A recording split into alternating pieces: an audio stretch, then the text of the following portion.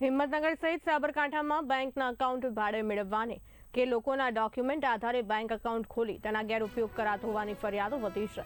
હિંમતનગરના ડોક્યુમેન્ટને આધારે એક bank account ખોલીને છેતરપિંડી આચરીને રકમ એકઠી કરાતી હોવાનો કેસ સામે આવ્યો છે।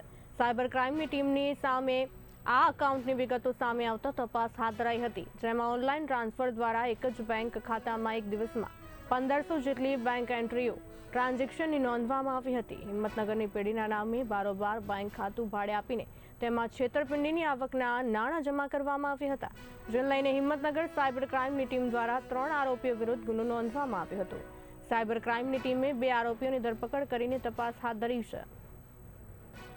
નગર ખાતે સાયબર ક્રાઇમ પોલીસ સ્ટેશનમાં એક ગુનો રજીસ્ટર કરવામાં આવેલ છે, જે સાયબર ફ્રોડ અંતર્ગત ગુનો બનેલ છે, જેમાં હકીકત એ પ્રકારની છે કે વિપુલ ચૌધરી જે પાટણના રહેવાસી છે તે તથા તેમના ભાગીદાર એમણે આદિનાથ એન્ટરપ્રાઇઝ નામની પેઢીના નામે એક એકાઉન્ટ ખોલાવેલું, જે એકાઉન્ટ ખરેખર એમણે સાયબર ફ્રોડના નાણાં આવતા હોય જમા કરાવવા માટે ઉપયોગમાં લીધેલું।